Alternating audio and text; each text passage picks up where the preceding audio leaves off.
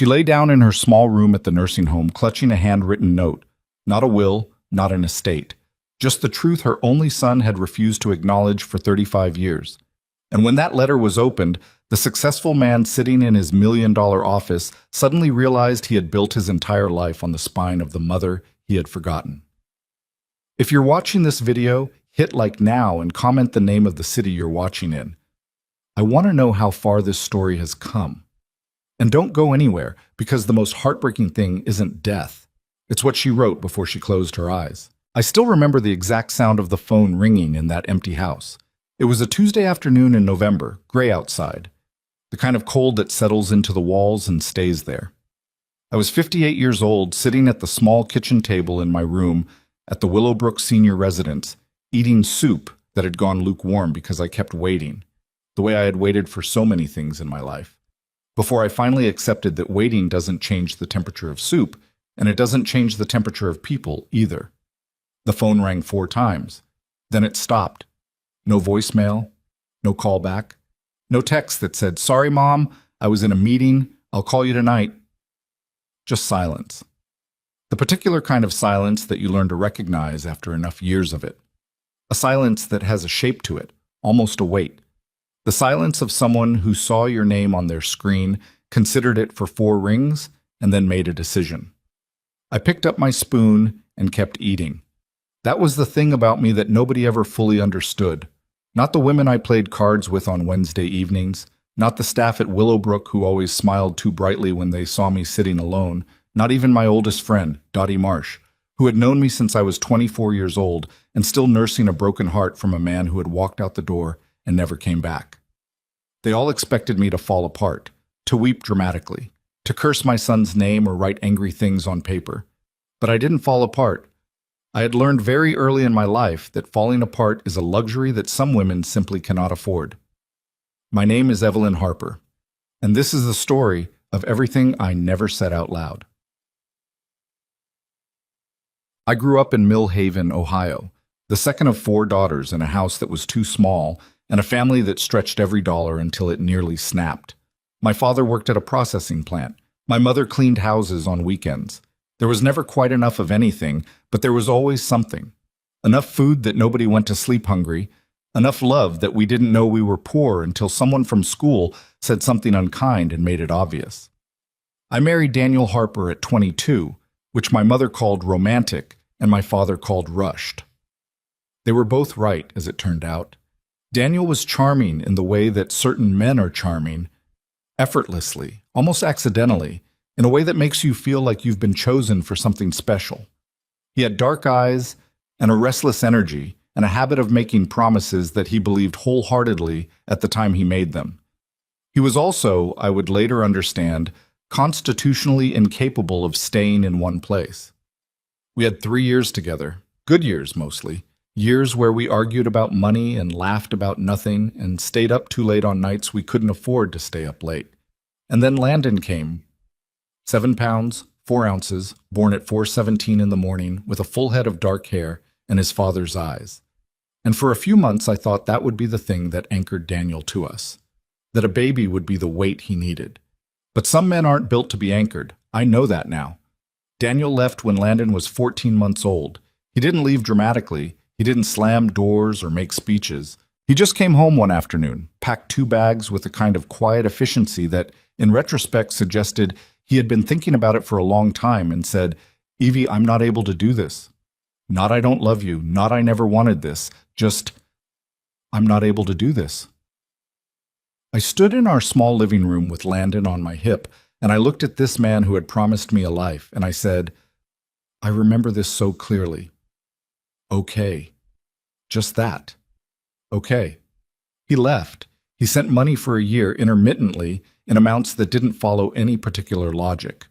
Then the money stopped and the contact stopped, and Landon grew up knowing his father as a name without a face, which I always thought was somehow worse than not knowing the name at all. But I didn't have time to sit with the grief of that. I had a 14-month-old who needed to eat. I worked at Hartley's department store for 11 years, women's shoes, which is a department that requires a specific tolerance for people's feet and their opinions about their feet. And I had both. I worked the morning shift and came home at 3 and picked Landon up from Mrs. Geary next door, who charged me $12 a week and always handed him back to me with a little more jam on his face than seemed strictly necessary, but who was kind in all the ways that mattered. On nights I worked late to cover shifts for extra money. Mrs. Geary kept Landon until I came home, sometimes past 10, sometimes past 11. I always brought her something small, a bottle of hand lotion, a box of crackers, a magazine. I couldn't pay her more, but I could make her feel appreciated, and I understood early that appreciation costs nothing and matters enormously. Landon was a serious child, quiet. He had that thing that some children have where they understand more than they say, where they're processing the world through eyes that are a few years older than their actual age. I used to watch him doing homework at the kitchen table and see something in the set of his jaw that looked so much like Daniel that my chest would tighten unexpectedly. Not from grief, more from the particular loneliness of loving someone who looks like someone who hurt you. He was also, even as a small boy, deeply concerned with what other people had. I noticed it first when he was 7. His classmate Robbie Fenton got a new bicycle, a 10-speed with a red frame, and Landon came home and sat at the table with this flat, concentrated expression and said, "Why doesn't my bicycle have gears?" His bicycle was a second-hand Huffy I'd bought for $18 at a yard sale and repainted blue with enamel paint I found at the hardware store. It was perfectly functional. "Because yours doesn't need gears," I told him. "You live on a flat street." He didn't say anything else about it, but I saw it, a small, precise calculation happening behind his eyes. The awareness of difference, the beginning of a certain kind of hunger that I wouldn't fully understand until many years later. I didn't think it was wrong to want things. Wanting things is human. What I didn't see coming was the particular direction that hunger would eventually turn. Oh, he was a good student, genuinely, not just in the way that parents say that.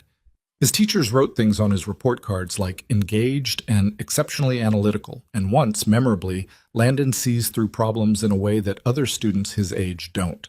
He tested well.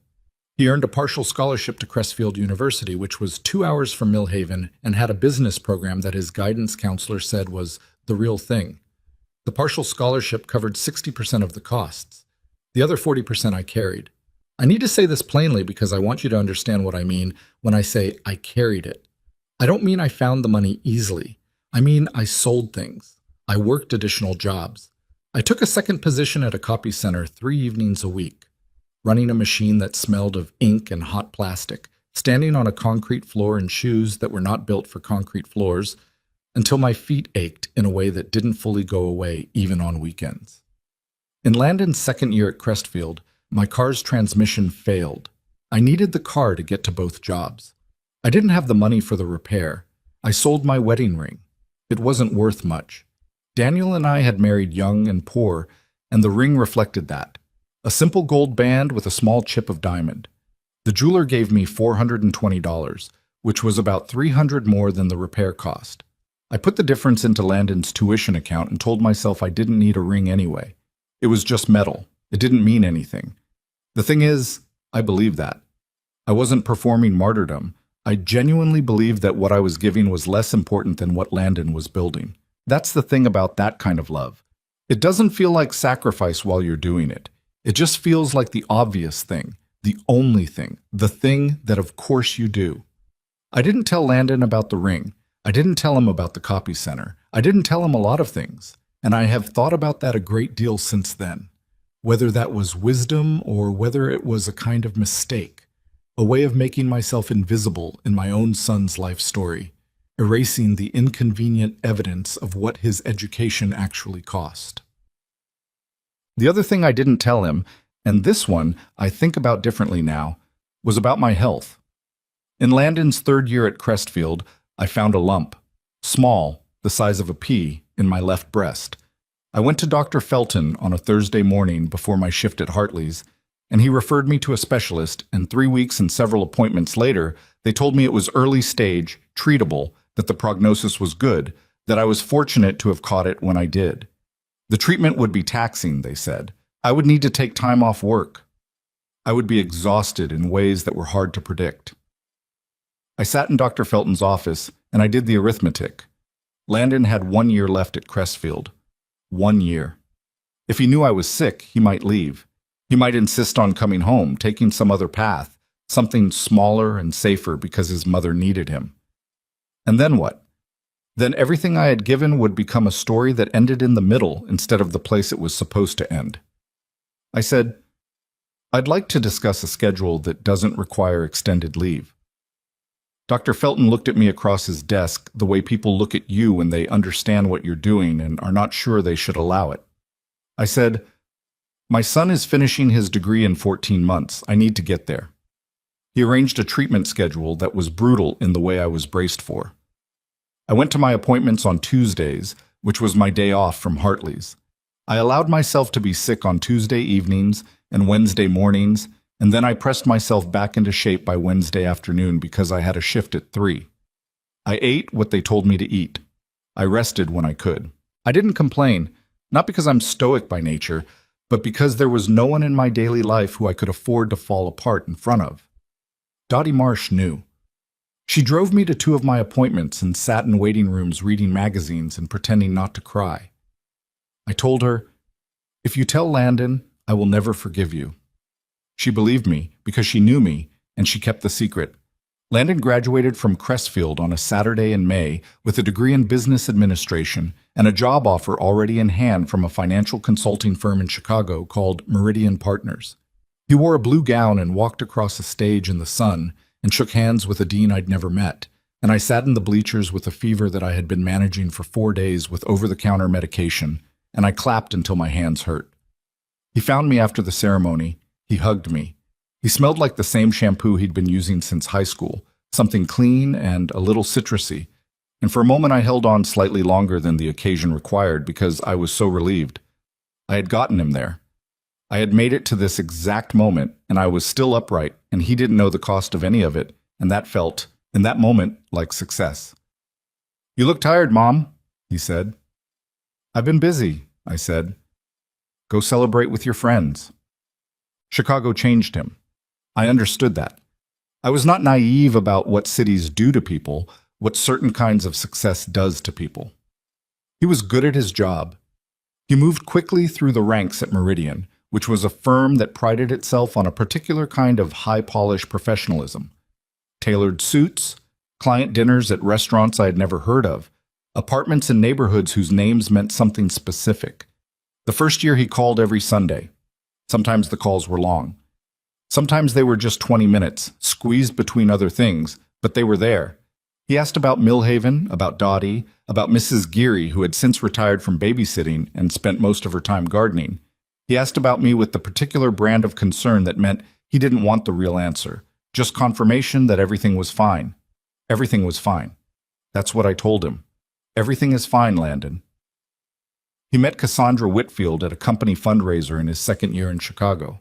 I heard about her in increments, first as someone I've been seeing, then as someone I think is pretty serious, then as Cassie's family is having us to their place in Connecticut for the holidays, so I won't be able to make it home this year.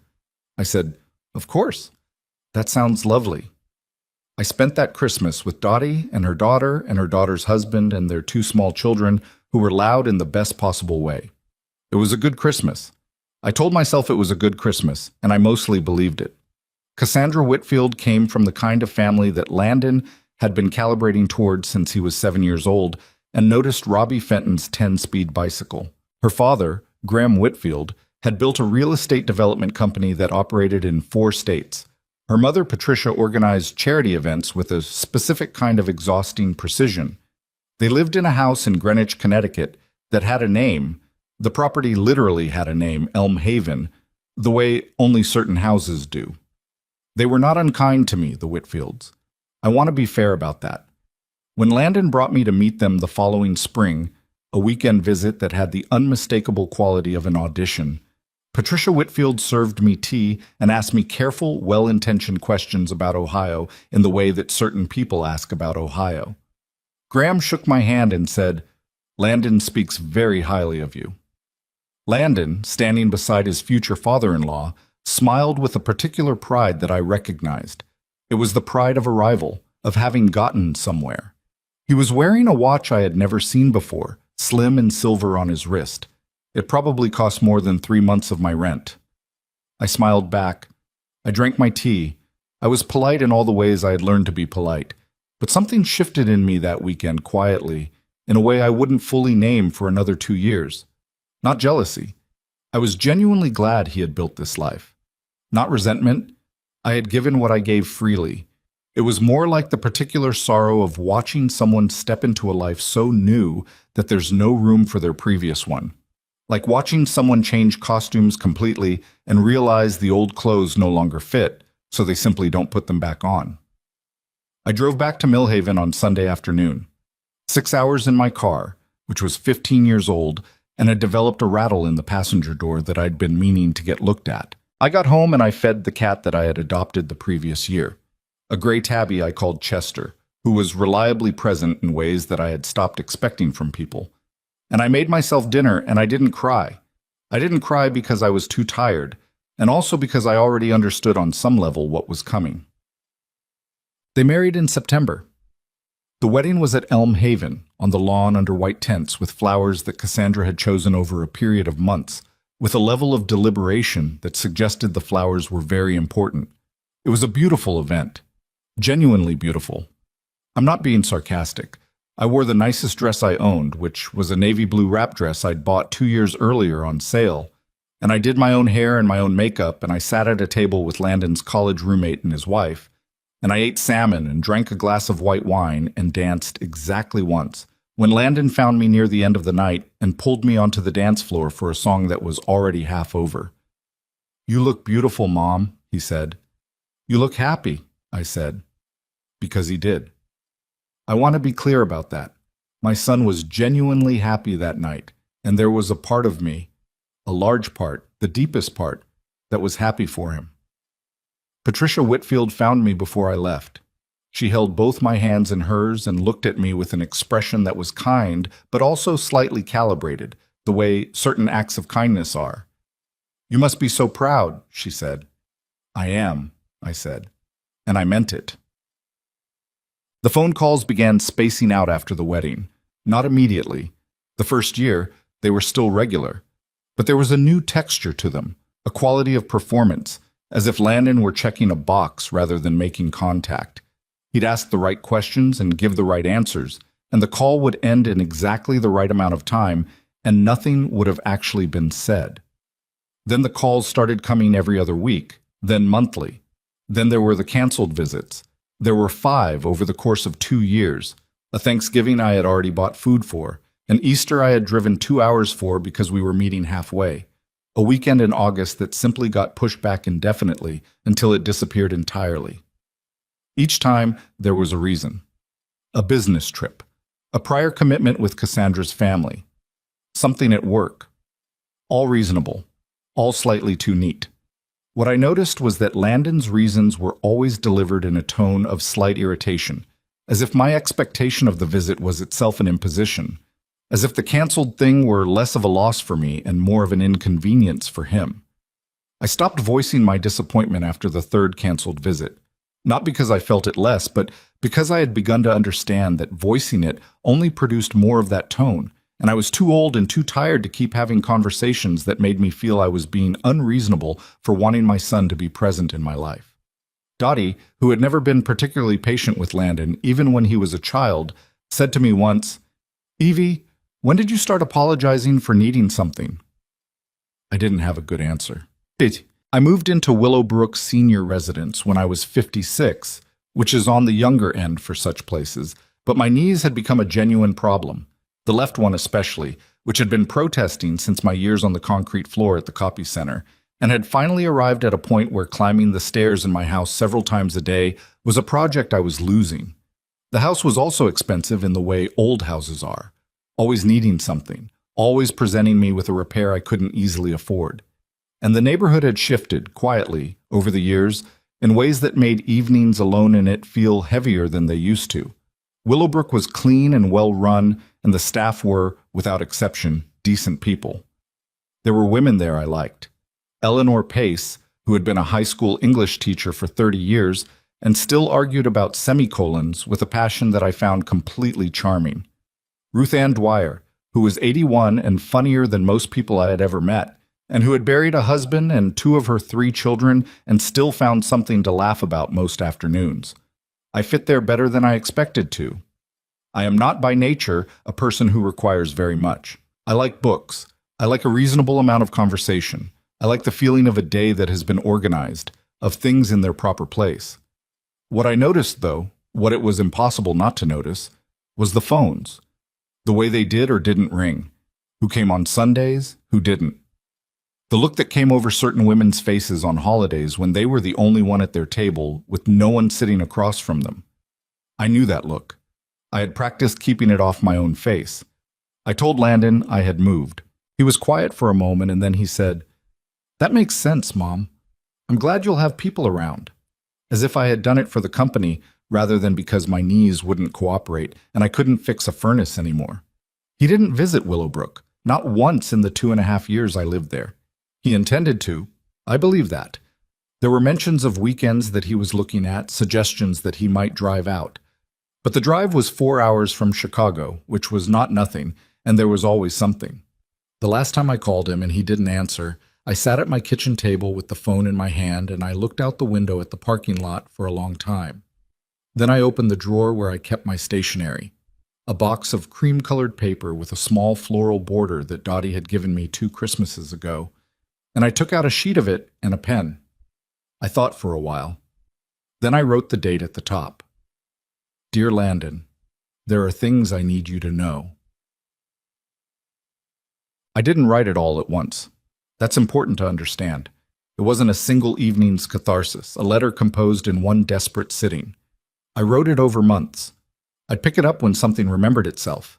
A detail that surfaced from 30 years ago, an image that came to me in the early morning when the residence was quiet and Chester was asleep on the end of the bed, and I was too awake to sleep and too tired to read. Some of what I wrote was simply the truth of what things had cost. The ring, the copy center, the 2 years of medical treatments I had managed around my work schedule and his college calendar, and kept so carefully from him that he had graduated without ever knowing his mother had spent 14 months in and out of oncology appointments. Some of it was memory.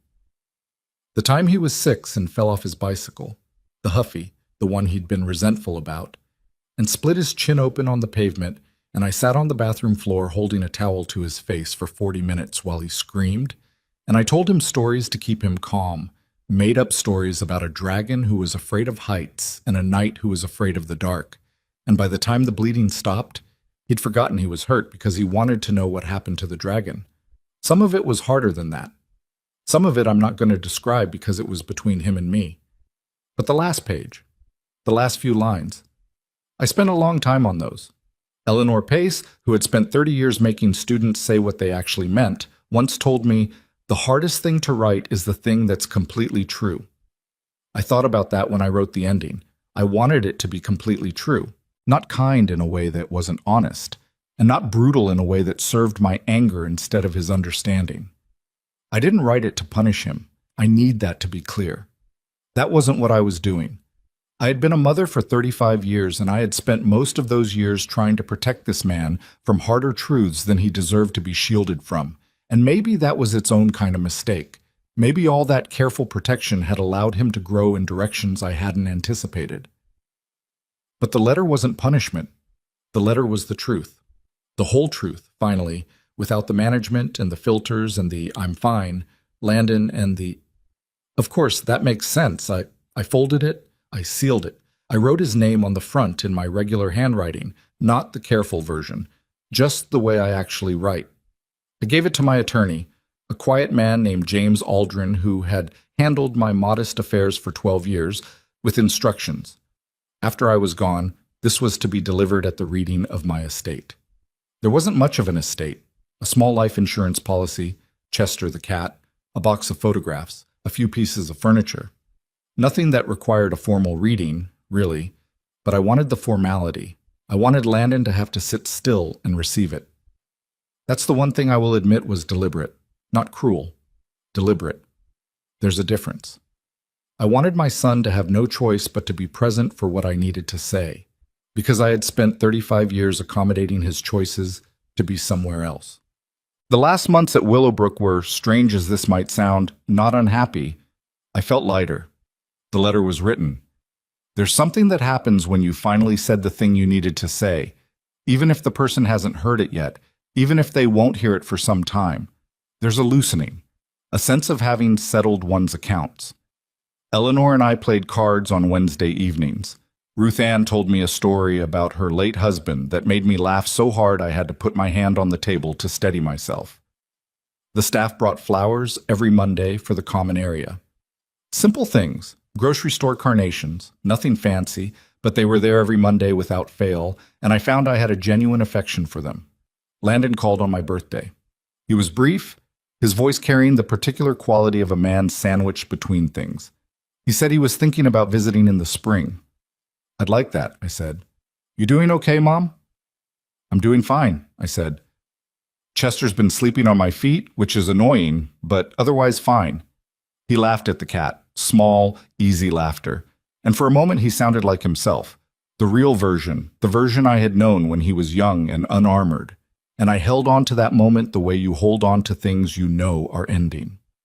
I love you, I said when we were wrapping up. There was the smallest pause, not long, just a beat. Love you too, Mom, he said. Then the call ended. I set my phone on the table. Chester was looking at me from the windowsill with the expression cats have when they can see through you. Outside, the parking lot was quiet, a few clouds moving across a pale sky. I picked up my book. I found my place. And I kept reading. The spring visit never happened. I want to say that clearly, without softening it, because I spent too long softening things in my own mind, and it didn't do me any good. Landon mentioned the spring visit in February, referenced it again in March with the vague language of someone who has not actually looked at a calendar, and then stopped mentioning it entirely sometime in April. By May, I had stopped waiting for it, which was its own kind of progress, I suppose. The progress of learning to stop expecting the thing that isn't coming. What came instead was a Tuesday afternoon phone call from Cassandra. That was unusual enough that I sat up straighter when I heard her voice. In 4 years of marriage to my son, Cassandra had called me independently exactly twice, once to confirm my dress color before the wedding so it wouldn't clash with the bridesmaids, and once to tell me that Landon had broken his wrist playing racquetball because he'd apparently asked her to call while he was being seen at urgent care. Both conversations had been brisk and functional, with the efficiency of someone completing an errand. This one was different. Evelyn, she said. She always called me Evelyn, never Mom, which I had long since decided not to interpret. I wanted to let you know that Landon and I have put an offer on a house in Greenwich. We're hoping to be moved in by the fall. That's wonderful, I said. Congratulations. It's near my parents, she said, and there was something in her voice, not quite apology, but the awareness that she was saying a thing that had a shape to it. Landon will be working from home part of the time, so it made sense to be closer to family. Closer to family. I held the phone against my ear and looked out my window at the parking lot. A woman I didn't know was loading grocery bags into a car. 3 bags. Methodical. One at a time. That sounds like a good decision, I said. We think so. A pause. I just wanted you to hear it from us directly. From us. As if Landon had authored this call when we both knew perfectly well he hadn't. This was Cassandra doing the thing she had learned to do over 4 years, managing the gap between what her husband should do and what he actually did, covering the distance with her own brisk competence. I thanked her for calling. She wished me well. The call lasted 6 minutes. After I hung up, I sat very still for a while. Then I got out my cream-colored stationery and I wrote another page. But I've thought about why I kept writing. It's a fair question. Fair to ask myself, I mean. At a certain point, I had said the essential things. The ring, the copy center, the illness, the years of 2 jobs and no savings and every choice made in his direction at the expense of my own. I could have sealed the letter after the first month, and it would have contained the truth. But writing, I discovered, is like pulling a thread. Once you begin, things surface that you didn't know were there, and some of those things surprised even me. I wrote about the time Landon was 14 and asked me for basketball shoes. A specific brand, expensive, the kind other boys had. I couldn't afford them. I told him so plainly, which was how I handled money conversations, because I thought honesty was better than evasion. He didn't throw a fit. He didn't argue. He just went quiet in a way that communicated his disappointment more effectively than any argument could have, and he wore the shoes I bought him. Reasonably priced, perfectly good shoes, with a specific kind of resignation that I felt every time I looked at his feet. 3 weeks later, I found out that he'd told a friend at school that his mother never got him anything. The friend's mother told me at a school event gently, with the careful expression of someone delivering information they feel you deserve to have. She thought I should know. She was right. I didn't confront Landon about it. I told myself he was 14 and 14-year-olds say things that aren't true. That it was embarrassment talking, that he didn't mean it the way it sounded. All of that was probably partly true. But I also wondered, even then, what it meant that his instinct when he didn't get something he wanted was to erase what he had been given. I wrote about that. 2 full paragraphs, which took me 3 drafts to get right, because I wanted to be fair to the boy he was and honest about what I saw. Then I wrote about his college graduation, which he knew about. But then I wrote what he didn't know. The fever I'd been running for 4 days, the fact that I had taken 2 extra-strength ibuprofen in the car before I drove to Crestfield, the way my hands shook slightly during the ceremony that I kept pressing flat against my thighs so no one would see. I wrote about watching him walk across that stage and feeling something so large it didn't have a clean name. Pride and relief and love and exhaustion all compressed together into something that threatened to come out of me in a completely undignified way. And I held it in because I was not the story that day. He was. He should know he was held up by someone who was barely standing. That. Dottie came to Willowbrook every Thursday without fail. She would arrive at 2 o'clock with something she'd baked. Not always well. Dottie was an enthusiastic but imprecise baker. And we would sit in the common room or, if the weather allowed, outside on the small patio where there were metal chairs that were more comfortable than they looked. And we would talk about everything and nothing the way you can only do with someone you've known for 30 years. She knew about the letter. I had told her about it the previous winter, not in detail, but enough, that I was writing things down for Landon, things he didn't know, that it would go to him after I was gone. Dottie had opinions about this. "You could just tell him," she said one Thursday in June, picking apart a piece of lemon cake she had made that had come out slightly denser than intended. "I've tried telling him," I said. "No," she said, with the particular precision she reserved for moments when she thought I was being evasive. "You've tried not making him uncomfortable. That's different from telling him." She wasn't wrong. I knew she wasn't wrong, but I also knew myself well enough to know that if I called Landon and tried to say what was in those pages, one of 2 things would happen. Either he would become defensive, that particular retreat into the language of busy and overwhelmed, and I'd do my best that I had heard enough times to map its exact contours, or I would soften it. I would hear his voice, and I would see the 7-year-old and the 14-year-old and the boy in the blue graduation gown, and I would sand down the edges of the truth until it didn't cut anything. The letter wouldn't do that. The letter would just sit there on the page and be what it was. "I'm not doing it to hurt him," I told Dottie. "I know," she said. She picked up another piece of the too dense cake and ate it thoughtfully. "Does it matter, though? Whether you mean to hurt him?" I looked at her. "If the truth hurts," she said, "it hurts whether you meant it to or not." "Yes," I said. "That's the point." My health took a turn in late August. Not dramatically. There was no single moment of crisis, no emergency that announced itself. It was more like a gradual dimming.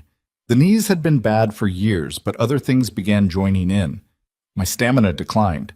I tired easily, in a way that was different from ordinary tiredness. Not the tiredness of a long day, but the tiredness of a body that was beginning to economize. The nurses at Willowbrook noticed before I fully acknowledged it. Sandra, who did my weekly check-in and always smelled faintly of lavender, started sitting down when she talked to me rather than hovering in the doorway, which I understood as a professional signal. Dr. Okafor, who had been my physician since I moved to Willowbrook, sat across from me in his office in September and laid out some things plainly. He was a direct man, which I had always appreciated. He didn't dress things up. "Your heart is working harder than it should," he said. Combined with what we're already managing, the arthritis, the fatigue patterns, I think we need to talk honestly about what the next period looks like. All right, I said. Let's talk honestly. He did. I listened. I asked the questions I needed to ask and didn't ask the ones designed to produce more comfortable answers. When I left his office, I went back to my room and sat in my chair by the window, and I held Chester, who was an old cat by then and had developed a purr that rattled slightly on the exhale, like a small engine with a loose part. He settled against my chest and purred his rattling purr, and I held him and thought about what still needed to be said. The letter wasn't finished. There was one more thing. The thing I hadn't yet written was the hardest thing. The thing that sat at the center of everything and that I had been circling for months, adding pages around it without touching the center itself. I hadn't written about why I never asked him for anything, not once in 35 years. Not money, not presents, not recognition. People sometimes frame this as a virtue. Evelyn is so self-sufficient, people said. Evelyn never asks for anything. Even Dottie, who said hard things when they needed to be said, had a streak of admiration in her voice when she talked about it. But sitting in that chair with Chester rattling against my ribs, I understood it differently. I had never asked Landon for anything because I was afraid of what would happen if I did. Afraid that he would say no. Afraid that saying no would reveal something I wasn't prepared to see clearly. So instead of asking and risking the answer, I simply never asked. And then I told myself it was because I was strong and independent and didn't need anything. That wasn't strength. That was fear wearing strength's clothing. And the consequence of that fear was this. My son had been allowed to disappear from my life incrementally, one canceled visit at a time, one unanswered phone call at a time, without ever being asked to account for it. I had protected him from the discomfort of his own choices. I had managed the distance so quietly and efficiently that he could, in good conscience, tell himself I was fine, that I didn't need him, that I was happier this way. I had made it easy for him to leave me alone. I sat with that for a long time. It wasn't comfortable. I'm not going to pretend it was comfortable. Discovering at 58 years old that some portion of what had happened was a consequence of your own choices. That accountability runs in more than one direction. But it was true. And the letter was supposed to be the truth. So I wrote it, 2 pages, careful and plain. I didn't excuse him. So his choices were his choices, and I named them clearly. But I didn't position myself as only a victim either. I wrote about the fear. I wrote about what it had cost both of us, my silence. I wrote, I never asked you to choose me. I think that was my mistake, not just yours. You can't choose something you were never asked to choose. Eleanor Pace had a visitor in October, her youngest son, a man in his 50s who drove up from Indiana and stayed for 3 days. I watched them in the common room one afternoon. Not intrusively, just in the normal way you're aware of the people around you. He was showing her something on his phone, and she was squinting at the screen and laughing, and he had his hand on her arm with the casual ease of someone who touched this person regularly, who wasn't out of practice at it. Eleanor caught me watching and gave me a look that wasn't quite sympathy. She was too sharp for easy sympathy. Just an acknowledgement. A brief, clean recognition of what we were both seeing. I looked away. I picked up my book. That night I wrote the second-to-last page of the letter. I wrote about Eleanor's son, and what it had looked like, and what I hoped Landon understood about the weight of that, about what it means to a person to be visited, to be found by their child in the ordinary afternoon of an ordinary week, to have someone show them something on a phone and laugh about it together. I wrote, it is not a large thing to be present. It only feels large when it becomes rare. Chester died on a Wednesday morning in November. He was found in his usual spot at the end of my bed, curled precisely, as if he had simply decided to stop in the middle of a nap. He was 15 years old, which is a full life for a cat. The vet Sandra called confirmed there was no distress. He had gone quietly, which was, she said, the best way. I buried him in the small garden behind Willowbrook, in a spot near the fence where the light came through in the afternoons. Eleanor helped me carry him out. Ruth Ann stood nearby and said nothing, which was exactly the right amount. Afterward, I went back to my room and I finished the letter. The last lines took me a long time. I wrote several versions. Too angry, too forgiving, too sad. Each version was true in some way and incomplete in another. I sat at my table as the afternoon moved across the floor and the light shifted, and finally I wrote the only version that felt completely true, that didn't tilt in any direction I couldn't stand behind. I'm not going to tell you what it said, not yet. That part belongs to Landon first, the way some things have to belong to the person they were written for before they can belong to anyone else. But I will say this. Writing it, the last line, I felt something release in my chest, something that had been held very carefully for a very long time. And in the quiet of that November afternoon, in my small room at Willowbrook, with the empty spot at the end of the bed and the light going gray outside, I felt not happy, exactly. Not at peace in any grand sense, but settled. I had said what I needed to say. I folded the last page in with the others, sealed the envelope, wrote his name on the front in my ordinary handwriting, Landon, and brought it down the hall to the small safe where I kept the documents I'd given to James Aldrin's contact at the residence for safekeeping. Then I went to dinner. Ruth Ann was saving me a seat, which she did most evenings. She had gotten a piece of apple pie from somewhere and was guarding it with both hands. "Sit down," she said. "I told Margaret this piece was for you. She gave me a look." "Ruth Ann," I said, sitting down across from her, "you didn't have to do that." "I know I didn't have to," she said. "I wanted to. There's a difference." I looked at her. This 81-year-old woman who had lost more than most people do and still showed up to dinner and still saved pieces of pie for her friends. And I felt a sudden, uncomplicated gratitude that hit me somewhere behind the sternum. "Thank you," I said. She waved her fork. "Eat your pie before Margaret comes back." I ate my pie. It was good. Apples soft, crust a little uneven on one side, the way homemade things often are. The dining room was warm and loud with other people's conversations, and for a little while I just sat there in the middle of it all and let it be exactly what it was. Evelyn Harper died on a Thursday morning in February at 6:42 a.m. in her room at Willowbrook Senior Residence. Sandra found her. That detail matters to me, that it was Sandra who smelled of lavender and had started sitting down when she talked to my mother rather than hovering in the doorway. Sandra, who had known something was shifting before anyone said it plainly. Sandra told me later, when I finally drove out to Willowbrook 3 days after the funeral arrangements had already been made by James Aldrin's office because I hadn't known to make them myself, that my mother had been peaceful, that the room was tidy, that the book on her nightstand was marked with a receipt from the Willowbrook cafeteria 3/4 of the way through. She had been reading the night before. She had gone to sleep. She hadn't woken up. "She talked about you," Sandra said. "We were standing in the hallway outside what had been my mother's room. The door was open. The bed had been stripped. A lot of the residents, their families visit, so we know them, but your mother talked about you enough that I felt like I knew you too." I didn't know what to say to that. I still don't. I had gotten the call on a Thursday morning. I was in the middle of a client breakfast at a restaurant in Greenwich, the kind of restaurant with cloth napkins and a noise level calibrated to suggest exclusivity without outright quiet.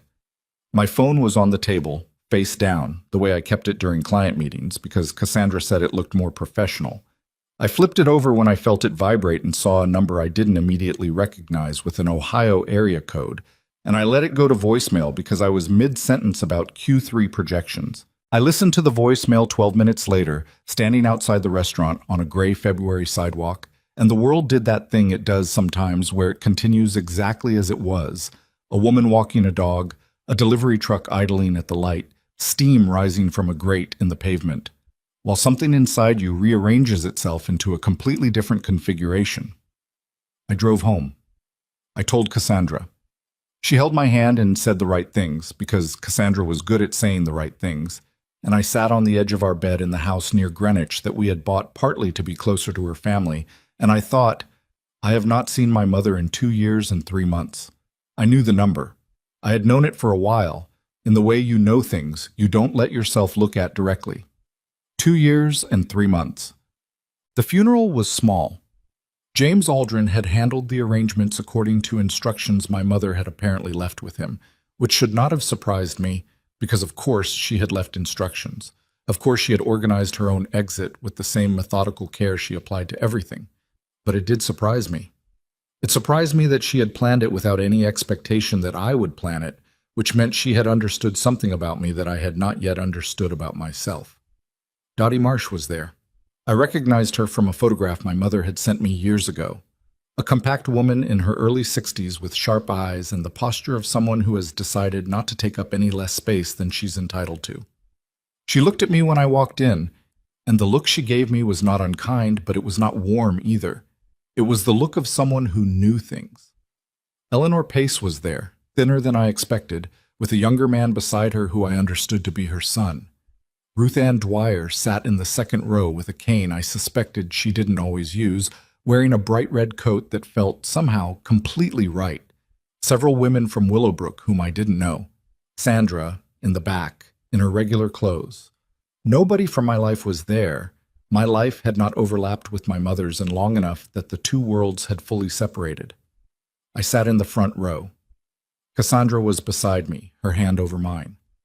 The service was simple. My mother had not wanted elaborate, James Aldrin told me afterward. She had been very clear about that. Someone read a poem. There was music, a piece of piano I didn't recognize, but that felt like her somehow.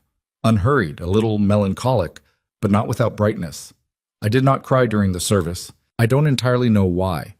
I think I was still in the stage of processing where the facts are present, but the feelings are somewhere slightly behind them, like luggage on a slow conveyor belt. The fact of her death was there. The feeling of it was still on its way. Dottie found me outside afterward. "You should know," she said, without preamble, "that your mother never said a single negative word about you to anyone at that residence. Not to me, not to the staff, not to anyone." I looked at her. "People asked," Dottie said, "because people notice when someone doesn't have visitors. They'd ask about you, and she would talk about your job, your house, how well you were doing. She paused, her jaw working slightly. She was proud of you, constantly, completely. It was the most—" She stopped. She pressed her lips together. Then she looked at me with those sharp eyes and said, "She deserved better than what she got. I want you to know I think that, but I also want you to know that she didn't spend her time thinking that. She was your mother until the end of it."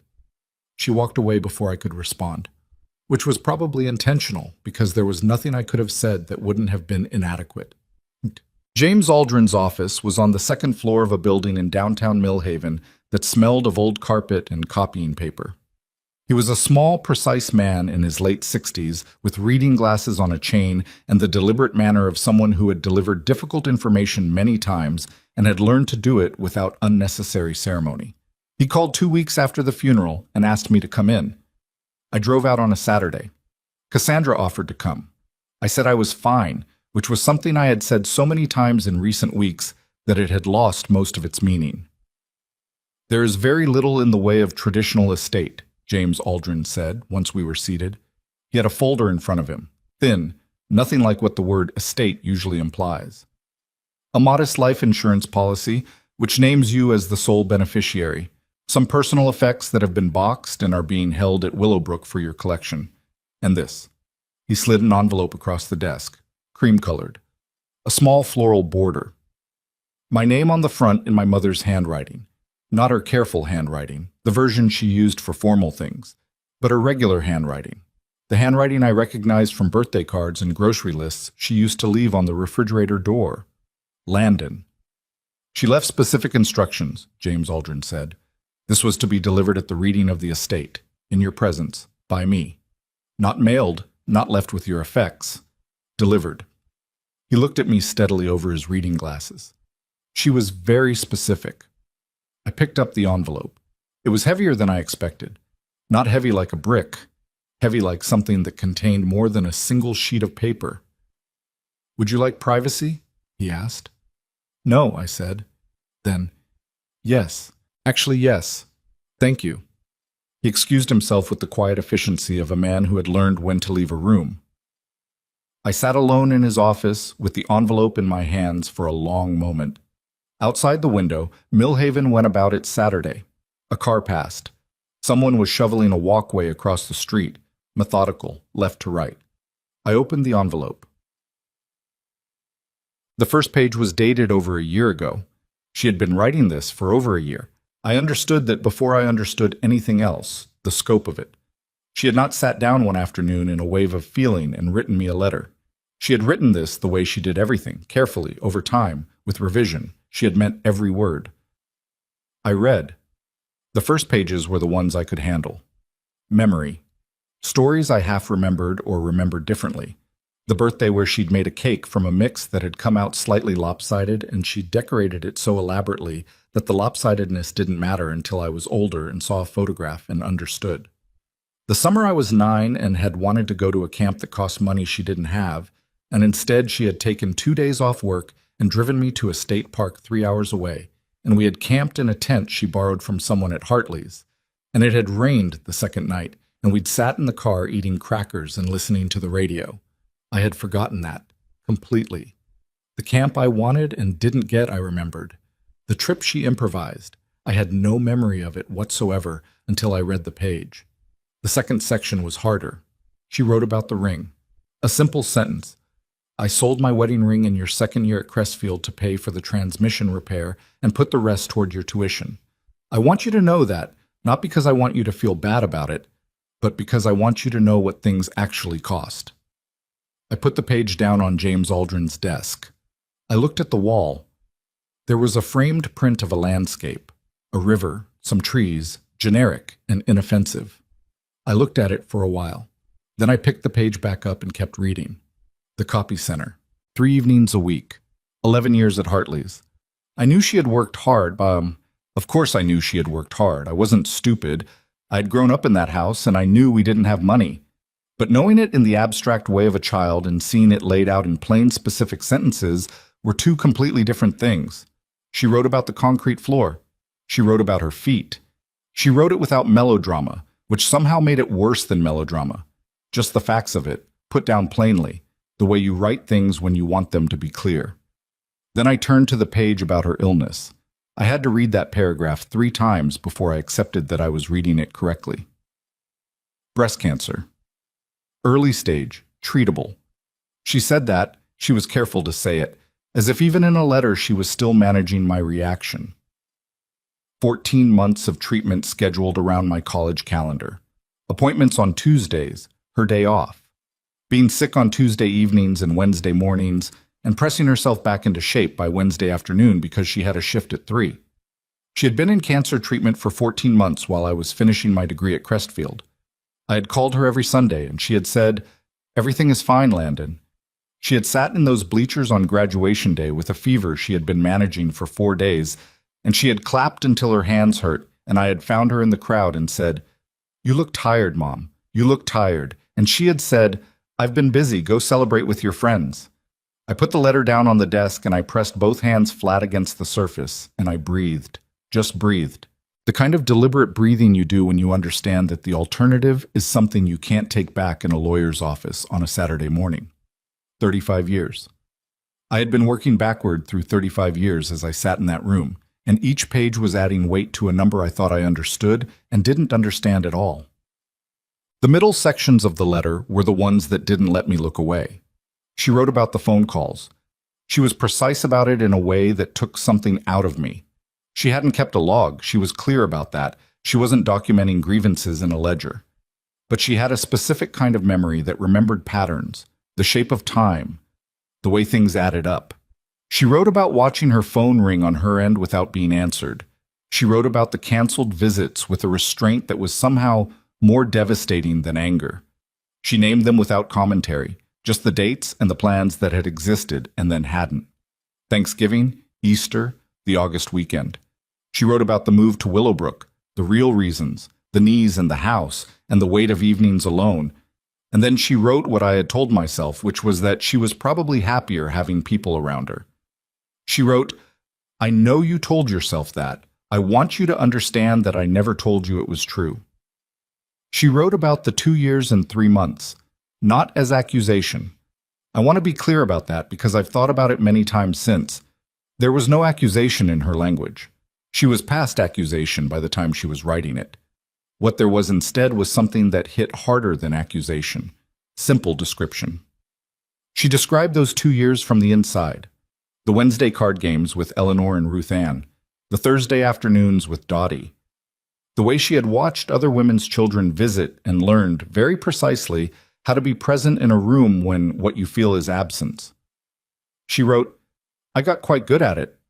That is not something a mother should have to get good at." I read that sentence and something cracked open in me that I hadn't even known was sealed.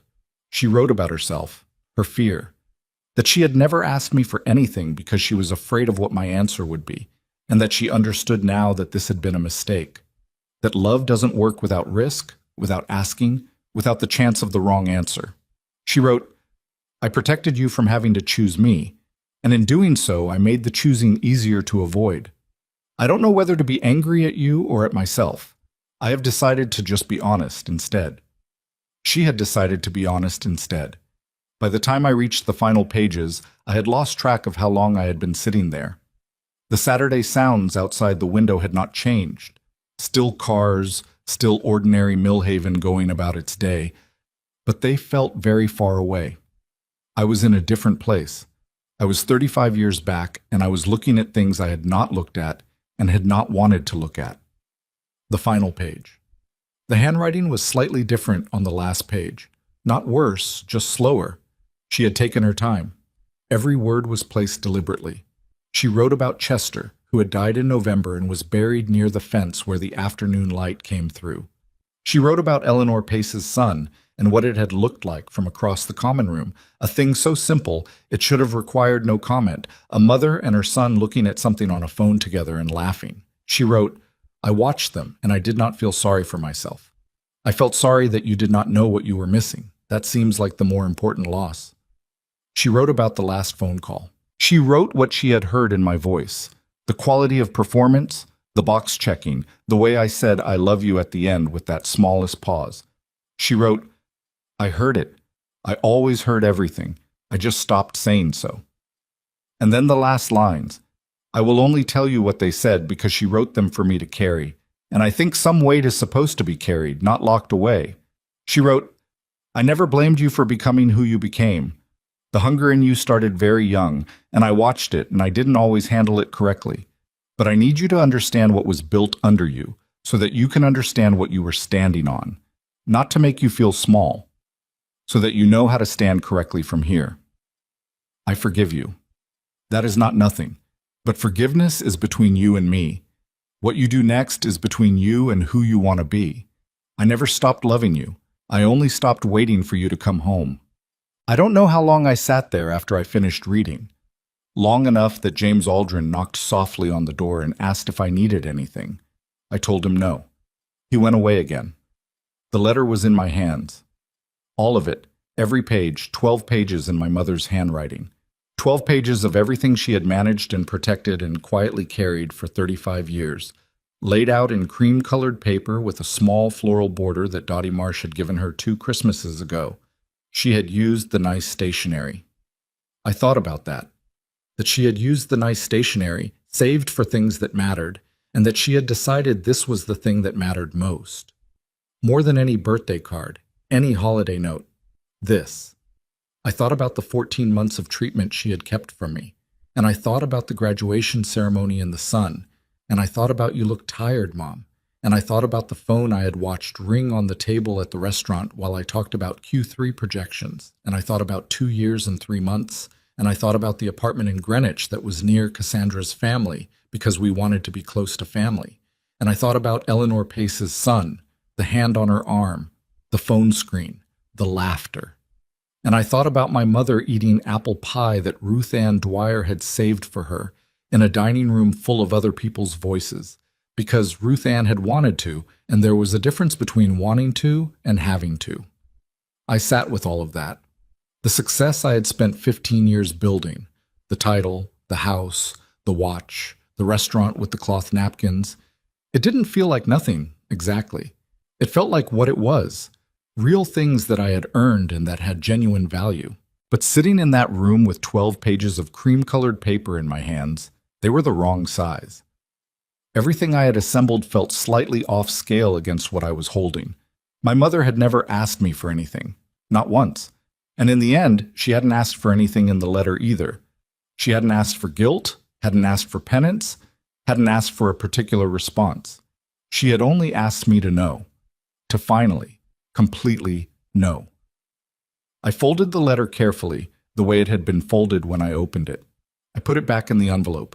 I held the envelope in my lap, and I sat in James Aldrin's office with its generic landscape print and its carpet smell.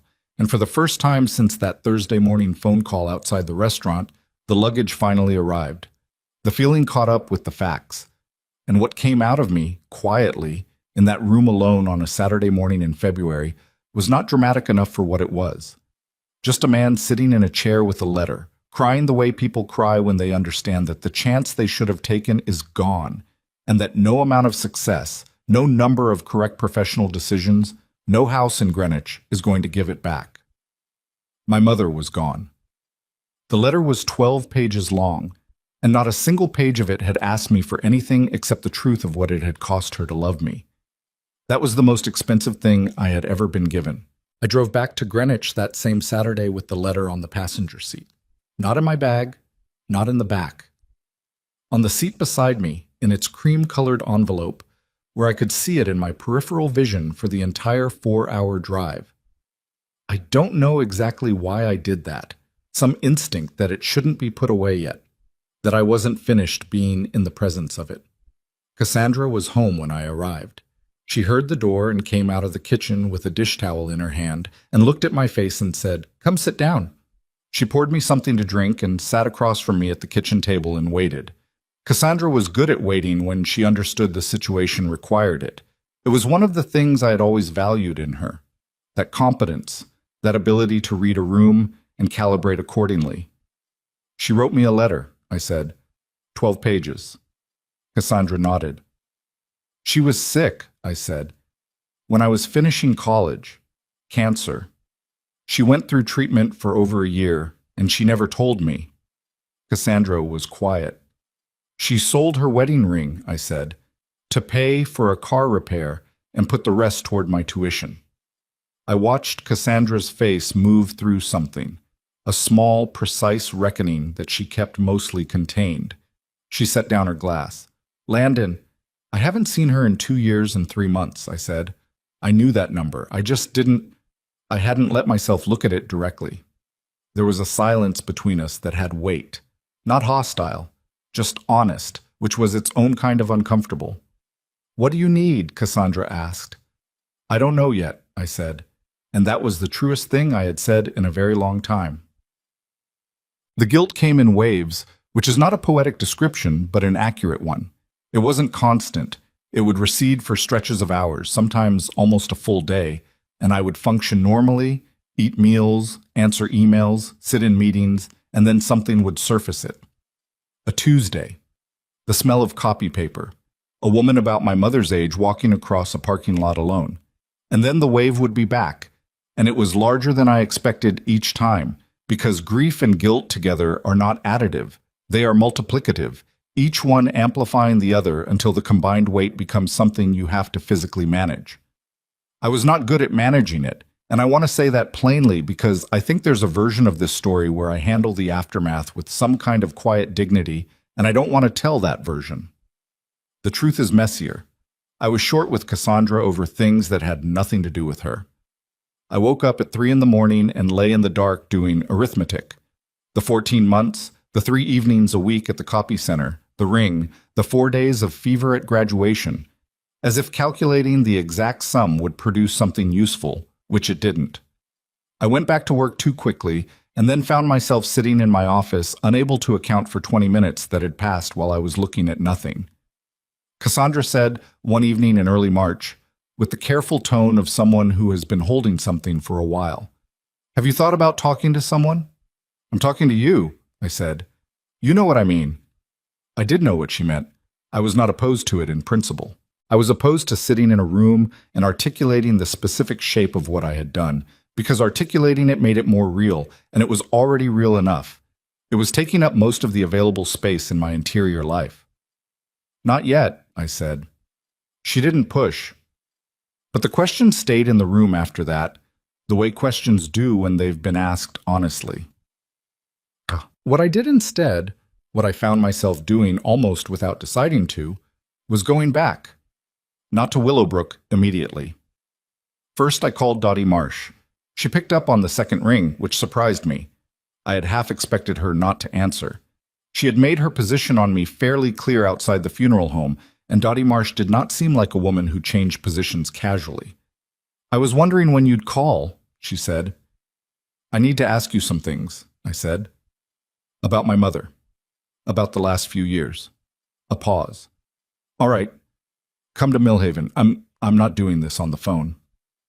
I drove out the following Saturday. Dottie lived in a house on the east side of Millhaven, a small two-story with a front porch and a yard that had clearly been the project of someone with opinions about garden organization. She met me at the door in a flannel shirt and reading glasses pushed up on her head, and she looked at me the same way she had outside the funeral home, sharp, measuring, not unkind, but not easy. "Coffee," she said. It was not a question. We sat at her kitchen table. It was the kind of kitchen that had been used seriously for many years. Slightly worn countertops, a collection of mugs that didn't match, a window above the sink with actual plants in it that were actually alive.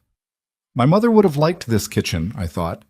And then I thought, of course she would have. She spent 30 years here. "Tell me what you want to know," Dottie said. "Everything," I said. "Whatever you're willing to tell me." She studied me for a moment.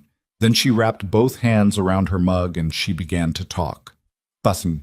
She talked for almost 2 hours.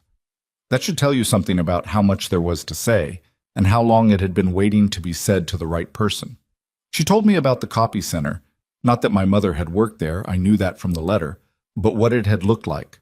Dottie had driven her there once when my mother's car was in the shop, had sat outside for 20 minutes waiting, had watched my mother come out the front door at 10:15 at night with the particular careful movement of someone whose feet were protesting every step.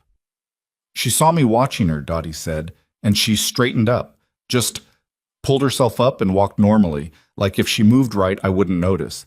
That was your mother. She couldn't help it. She told me about the medical treatments. She had driven my mother to 2 of the appointments. She talked the whole way there," Dottie said, "about everything except where we were going, the weather, a book she was reading, something she'd heard on the radio.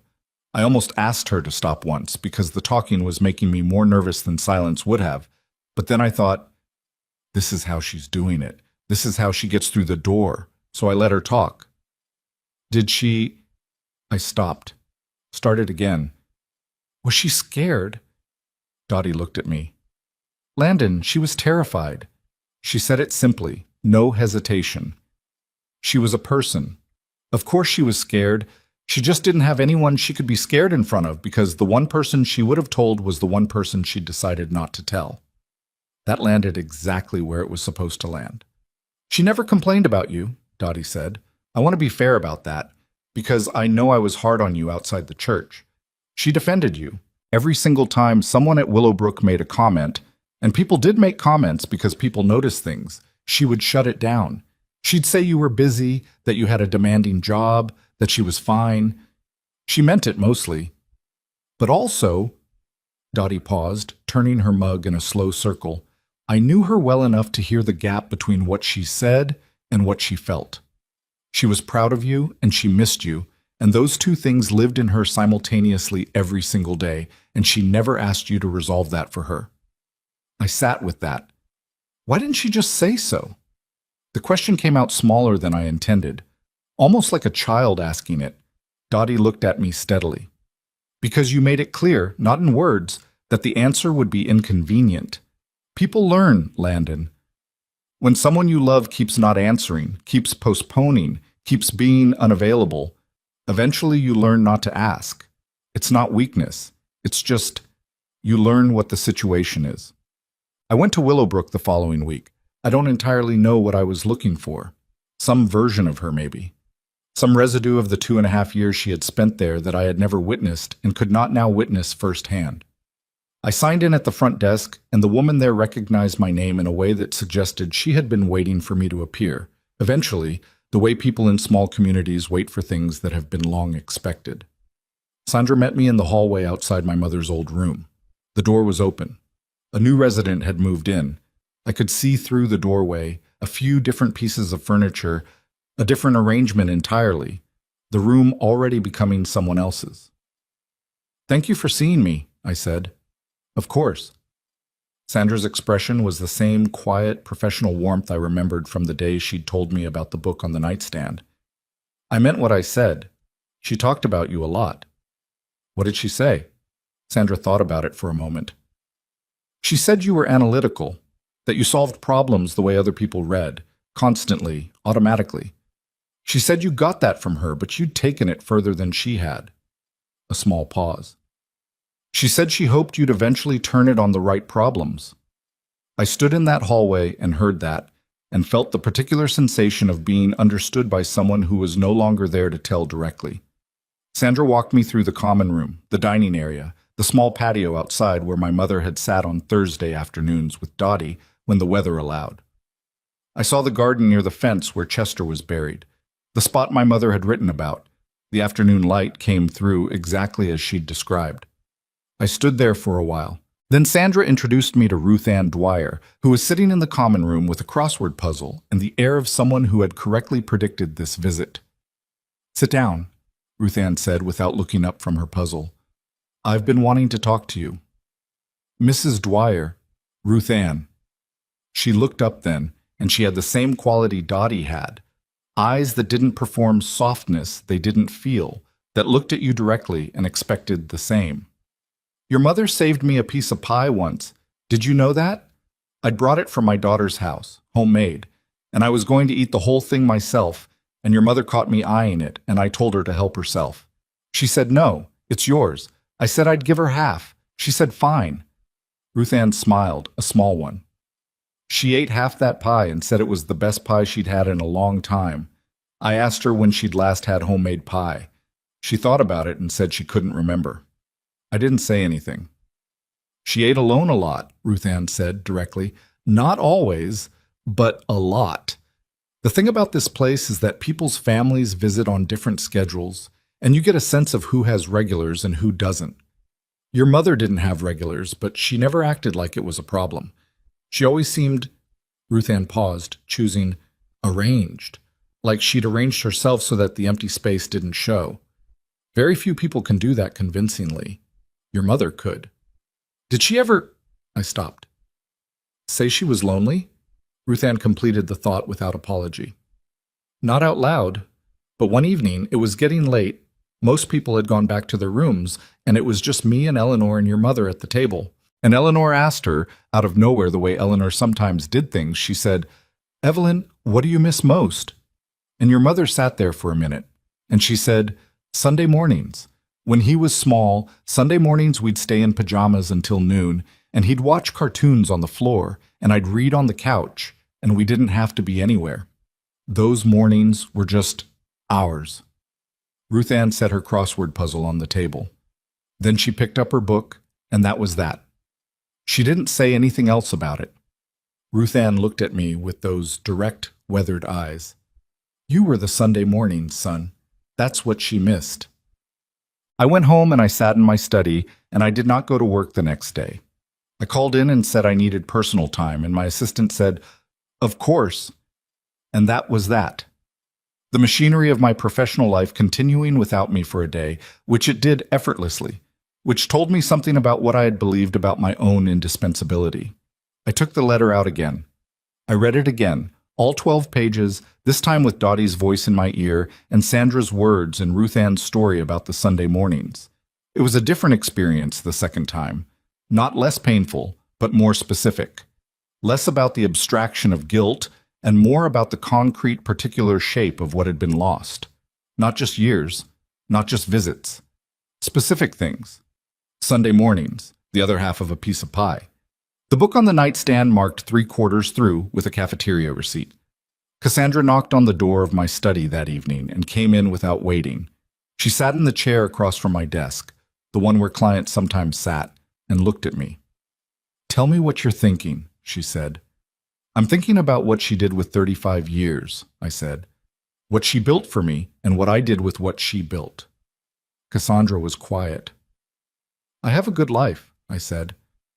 I'm not going to pretend I don't, but I've been building it like it had no foundation, like it started with me, like everything underneath was just background.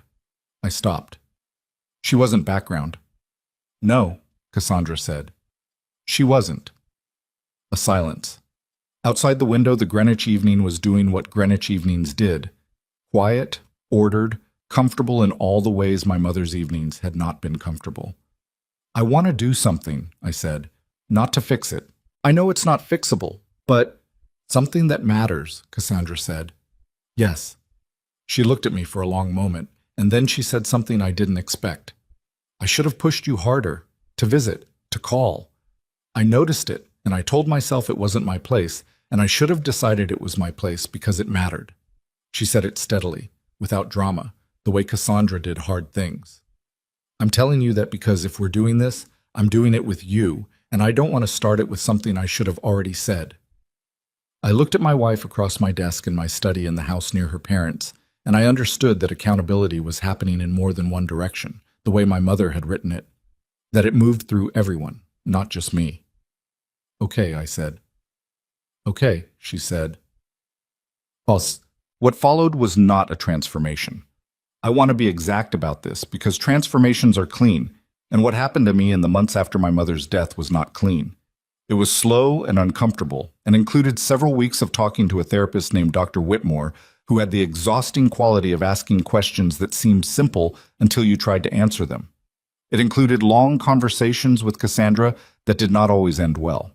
It included driving to Millhaven 3 times in 4 months, which was more than I had driven there in the previous 5 years, each time learning something new from Dottie or from Sandra or from Ruth Ann, each time adding a dimension to the picture of a woman I had thought I knew. What I found in all of those conversations was something I had not expected to find. She had not been bitter. This was the thing that undid me more than anything else, more than the ring or the cancer or the 2 years and 3 months. The women who knew her described someone who was sad, sometimes, and lonely in the way she had managed not to show directly, but not bitter, not corroded by what had happened. She had loved me with the whole of it, the real kind, the kind that doesn't make conditions and doesn't keep score even when it should. I did not deserve that quality of love. I'm not being self-flagellating when I say that. I'm just being accurate. What she gave me was more than I had earned, and I had spent a long time not examining that gap. Examining it now was painful in the specific way of understanding that something irreplaceable has been handled carelessly, but I also understood something else, something she had written on the second-to-last page, the thing about accountability running in both directions. My mother had not been only a saint. She had been a person who made choices, some of them driven by fear, some of them driven by love, some of them both at once. She had chosen not to ask. She had chosen not to make me uncomfortable, and in doing so had made it easy for me to stay comfortable. We had both participated in the arrangement that left her alone. Understanding that didn't excuse me, but it gave me something to work with that pure guilt couldn't give. A map, an understanding of how the road had actually run, so that I could think about roads going forward. I sold the watch first. The slim silver one I'd been wearing since before the wedding, the one I'd had on my wrist the afternoon I took my mother to meet the Whitfields. It was worth considerably more than I had paid for it, which is how those things work, and I put the money in a separate account. Then the car. I had 2, a practical one and a less practical one that I had bought during a period of professional acceleration when buying it had felt like a marker of having arrived somewhere. I sold the less practical one, more into the account. Cassandra watched this process without interference. She had said she was in it with me, and she meant it, but she was also, fairly, watching to understand what it was going to be before she committed to the specific shape of it. I had an idea. It had come to me the second time I visited Willowbrook, standing in the common room and watching an elderly man in the corner who had been there both times I'd visited, sitting in the same chair, doing approximately the same thing, and who no one had come to see on either occasion. I had watched him, and I had thought about Ruth Ann saving pie, about Eleanor's son, and the hand on the arm, the phone screen, the laugh, about what it cost to be forgotten, and whether cost is the right word for what it actually is, which is more like erosion.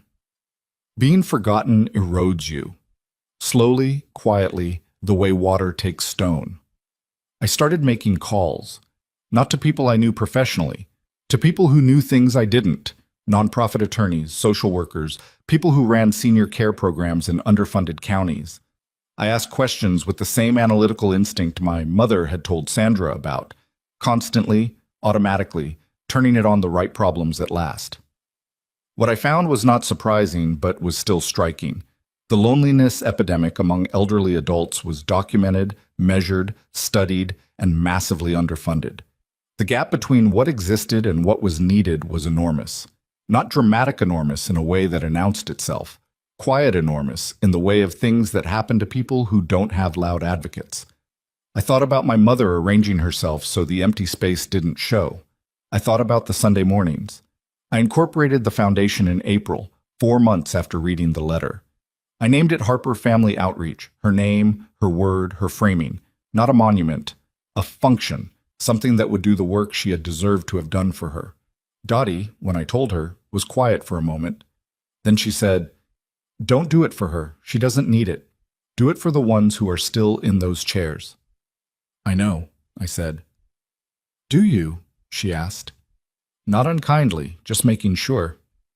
"I'm learning," I said.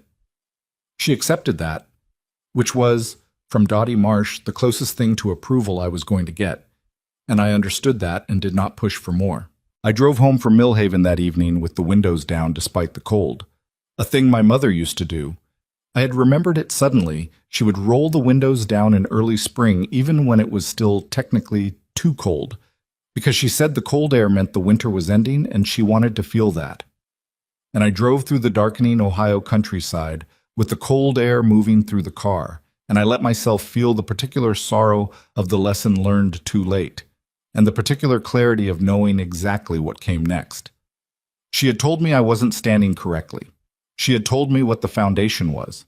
She had written 12 pages so I would know. I intended to stand correctly from now on, not because it would give me anything back, because it was the only honest thing left to do with everything she had given me. The Harper Family Outreach Center opened on a Wednesday morning in October, 14 months after Landon read his mother's letter in James Aldrin's office. It was not a grand opening. Landon had been specific about that. No ribbon cutting, no catered reception, no press release designed to make the donor look generous. What he wanted and what he got was a Tuesday afternoon walkthrough with the staff, a Wednesday morning where the doors simply opened, and a group of 7 elderly residents from 2 different senior facilities in the Millhaven area who came in and sat down and were offered coffee and someone to talk to. The building itself was a converted community space on the east side of Millhaven. Not beautiful, not modern, but solid and well-maintained with large windows that let the October light in at a low angle that made the common room feel warmer than the temperature warranted. There were comfortable chairs, bookshelves with actual books on them, not decoration. A small kitchen where volunteers could make real food, not institutional food. A garden in the back, still being developed, that one of the staff members, a woman named Pauline, who had spent 20 years as a social worker and had opinions about everything, had declared would have a section with afternoon light coming through near the fence. Landon had not said anything when Pauline described the garden plan.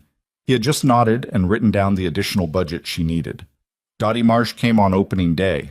She arrived at 10 in the morning in her flannel shirt and her reading glasses on top of her head, and she stood in the middle of the common room and turned in a slow circle, looking at everything with the careful assessment of someone who was not going to say it was good until she was sure it was good. Landon waited. "The chairs are right," she said finally. "Nothing worse than chairs that look comfortable and aren't. Your mother had a chair at Willowbrook that she loved because it was actually comfortable, not just styled to look that way. She sat in it every evening." She paused. "These are right. I sat in about 30 chairs before I ordered those," Landon said. Dottie looked at him with a slight shift in her expression. Not a smile exactly, but the softening of the sharpness. Just slightly. "She would have done the same thing," she said. Then she went and poured herself a coffee and started talking to Pauline, and that was the extent of the ceremony. Ruth Ann Dwyer came 2 weeks later with her cane and her red coat and sat in one of the chairs for 2 hours and talked to 3 different people and told Landon on her way out that the coffee was better than Willowbrook's, which he should tell no one because she didn't want to start something. The first year was hard in ways Landon had not anticipated and should have. Running a nonprofit is not like running a financial consulting practice. The skills overlapped less than he had expected. He was good at the structural things, the budgets, the board meetings, the grant applications that required someone who understood how to build a financial argument. He was less good at the parts that required a different kind of presence, a willingness to sit with people without agenda, without the forward motion of professional purpose. Several times in that first year, Pauline looked at him in a way that communicated, without words, that he was being efficient when the situation called for something else. "You don't have to fix everything," she told him once, after he had spent an afternoon problem-solving logistics with a volunteer coordinator who had actually come to him with something simpler, a need to feel that someone was listening. Sometimes people don't need a solution. They need someone to be in the room with them. Landon heard that differently than Pauline intended it. Or rather, he heard it the way she intended it, and he also heard his mother underneath it. It is not a large thing to be present. It only feels large when it becomes rare. He was learning to be present. He was not naturally good at it, and he was not going to pretend otherwise, and that imperfection mattered. It meant the learning was real. Cassandra came to Millhaven with him most weeks by the second year. She had her own professional work. She had taken on a consulting role with a nonprofit housing organization that suited her particular competencies. But she built the drive to Millhaven into her week with the same brisk commitment she applied to everything she decided mattered. She was better with the residents than Landon was, initially. She had a quality of attentive patience that he had always admired and was only now understanding the full depth of. There was a woman at the center named Agnes, 83, a former piano teacher with arthritis in her hands that had taken the plane from her 15 years ago and left a specific kind of grief that she carried quietly. Agnes had a son in Portland who called on birthdays and a daughter in Florida who sent cards at Christmas and visited every other year. And in between those contacts, Agnes existed in a space of profound, ordinary invisibility that she had learned to navigate because there was no alternative. Landon sat with Agnes on a Thursday afternoon in the center's second year. They were in the common room, and she was looking out the window at the garden where Pauline's plantings had come in, not fully yet, but enough. Some late-season color, the fence with the afternoon light coming through the way Pauline had planned. "Your mother was here?" Agnes asked. She knew the story. Most people at the center did, in the way things circulate in small communities. Not all the details, but the shape of it. "Not here," Landon said. "At Willowbrook, about a mile from here." Agnes nodded. "And she never told you she needed anything?" "She didn't." Agnes was quiet, watching the garden. "My daughter calls it independence," she said, "when I don't ask for things. She says, 'Mom, you're so independent,' and I smile and I say, 'Yes, I suppose I am.'" She turned from the window to look at Landon directly. "But the truth is, after a certain number of times of reaching and not finding anyone there, you stop reaching. You call it independence because that feels better than the other word." Landon sat with that. "You're here now," Agnes said. "Not as consolation, just as a fact." "I'm here now," he agreed. "That's not nothing," she said. Then she looked back at the garden. "It's not everything either, but it's not nothing." He kept the letter in his desk at home. Not the copy center made. He had not made copies, had not photographed it, had not done anything to replicate or distribute it. The original 12 pages, in the cream-colored envelope with the floral border, with his name on the front in his mother's ordinary handwriting. He read it again on the anniversary of her death. The first anniversary he read all 12 pages. The second he read only the last. The third he sat with the envelope in his hands for a long time and did not open it, and understood that this was its own kind of progress, not because the contents had lost their weight, but because he had found a way to carry the weight that didn't require constant re-examination. He knew what it said. He was trying to live in response to it. What the letter had given him, he understood now, was not guilt, or not only guilt. What it had given him was a complete picture. Most people go through their lives knowing their parents partially, through the selective presentation that parents offer and children receive without question. His mother had given him the whole of herself, in 12 pages, after the fact, and it was a gift with sharp edges that had cut him badly and that he would not have traded for anything. She had trusted him with the truth, even knowing what it contained, even knowing how it would land. She had decided he could hold it. He thought about that more than he thought about almost anything else, that she had believed he could hold it. Dottie Marsh became a regular at the center. Not an official volunteer, she refused that categorization with the vigor she applied to most categorizations.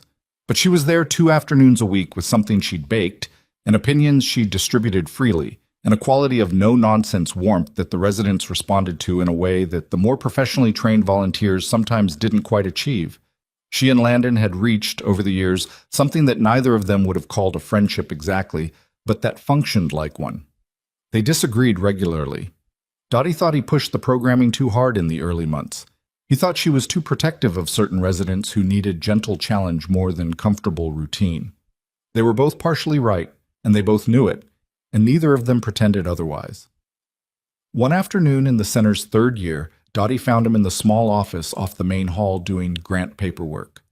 She sat down in the chair across from his desk without being invited. This was standard Dottie procedure, and set a piece of coffee cake on the corner of his desk. "I owe you something," she said. He looked up from the paperwork.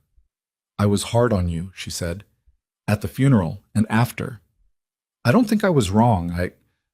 I want to be clear that I don't think I was wrong because I wasn't, but I was also—" She moved her hand in a gesture that meant more than strictly necessary. "Your mother never asked me to be hard on you. That was my own thing, my own anger on her behalf. She would have told me to let you find your own way to it." Landon sat back in his chair. She would have been right. She was usually right, Dottie said. Infuriating quality. A silence between them that was almost comfortable. Almost. "She'd be—" Dottie started and then stopped. "You can say it," Landon said. "I was going to say she'd be proud," Dottie said, "but that's too simple.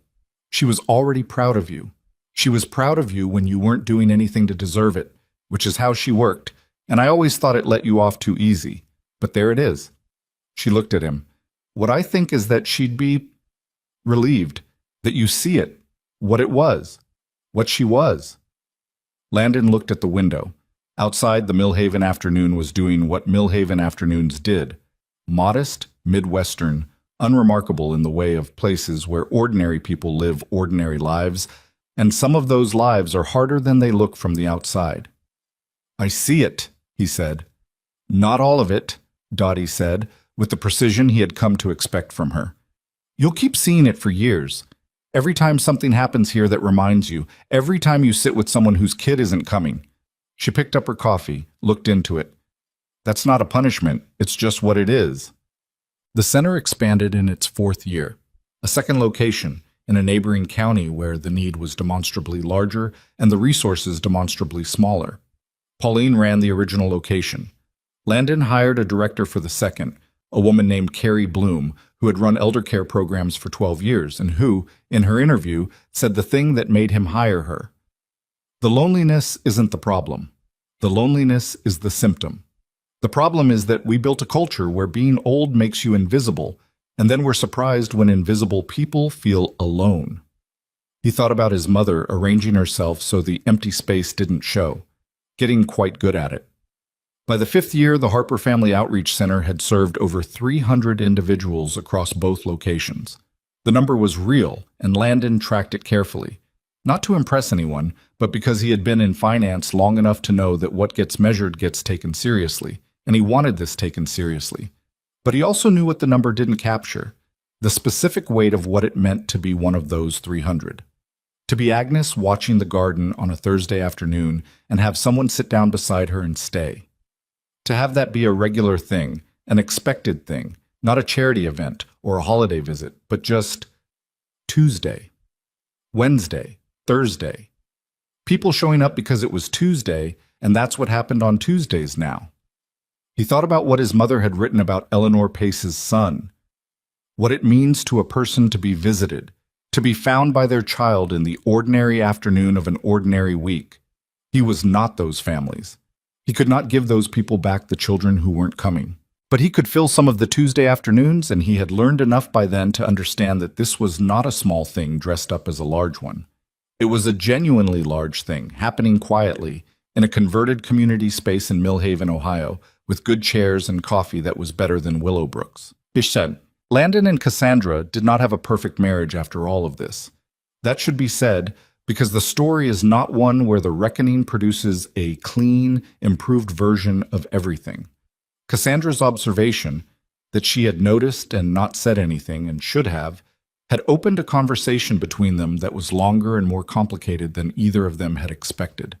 There were things that needed to be named between them, patterns that had developed over years that the grief and the letter and the foundation work had illuminated without automatically resolving.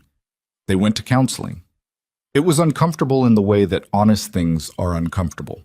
They stayed in it longer than they initially thought they needed to, which was how they knew they needed to. What came out the other side was not the marriage they'd had before.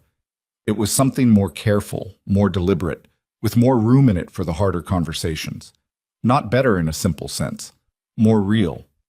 Cassandra, in one of those sessions, said something that stayed with Landon. I think we both got so good at managing everything that we forgot to just be in it. Your mother was in everything she did, all the way in. We were managing.